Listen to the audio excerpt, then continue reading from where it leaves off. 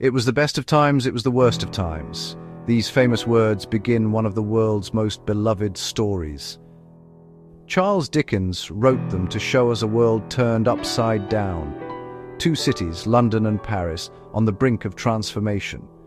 A world of opposites where light and darkness live side by side. In the late 1700s, Europe stood on the edge of a great change. Across the English Channel, France was a kingdom in deep trouble. The common people were poor and hungry.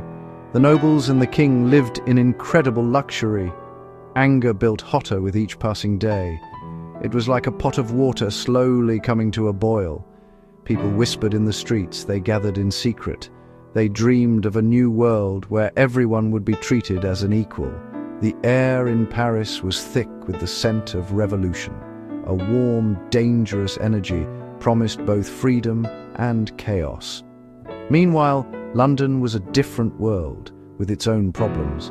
It was a city of commerce. The English watched France with cautious concern, proud and wary. The rumblings from Paris were like distant thunder. At the heart of this epic story are four people whose lives become tangled together by fate. First, we meet Lucie Manette, whose kindness is like a gentle light. She represents healing and compassion. She learns that her father is alive, locked in the Bastille for 18 years. This terrible experience has broken his mind. Lucie's love becomes the medicine he needs, mending a shattered world.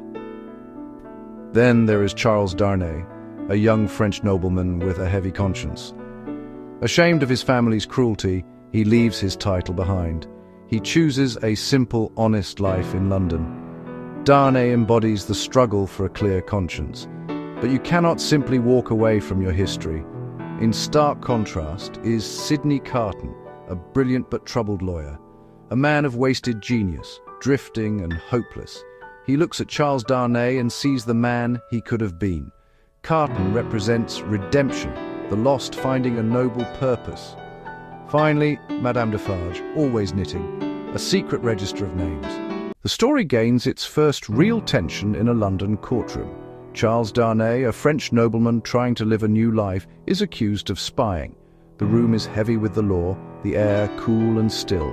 His future hangs by a thread, on doubtful testimony. Then, a clever lawyer points out something incredible.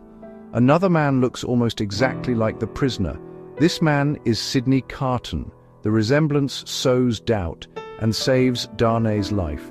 Two men who look the same but live different lives. Dr. Manette, now in London with Lucie, takes the stand. Memories awaken. His own unjust imprisonment returns like a ghost. At night, by a single candle, he writes down his story, the quill the only sound. Lucie works tirelessly to keep that darkness at bay.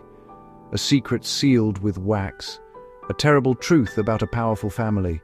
The very family Charles Darnay has renounced. The past is a tangled web, and all are caught in it. The wheels of fate are already turning toward a storm across the sea. A quiet before the world changes forever. The whispers of revolution in Paris finally erupt into a roar. The people, starved and oppressed, rise up. Warm energy in wine shops floods the streets in a wave of red. The air, once scented with bread, now reeks of smoke and angry cries. Not reform, payback.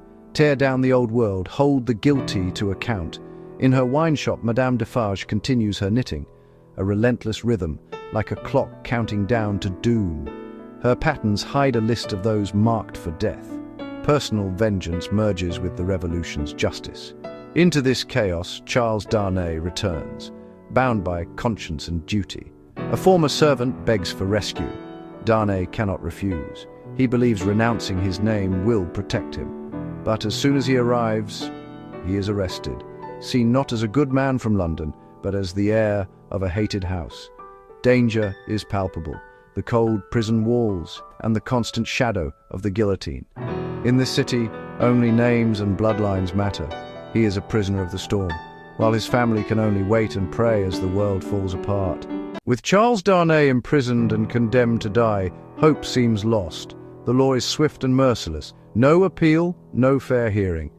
In absolute despair, Sidney Carton, the man who thought himself worthless, steps from the shadows. Driven by unspoken love, he has followed them to Paris. He sees a chance to give his wasted life profound, beautiful meaning. He devises a daring plan built on his uncanny resemblance to Darnay. It demands immense courage, the ultimate act of selflessness. He thinks, it is a far, far better thing that I do than I have ever done. Not spoken aloud, but a private realization, finding peace by giving his life for others. Love as action, not merely feeling, saving the future of those he loves. He does not defeat rage with rage, he offers one act of grace. His sacrifice ensures life and love endure despite hatred. At the end, we face a question. What does justice become when it is separated from mercy?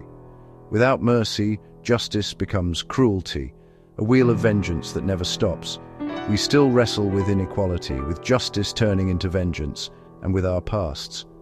Sidney Carton reminds us, even in darkness, love, grace, and mercy can save us. Rediscover a tale of two cities today.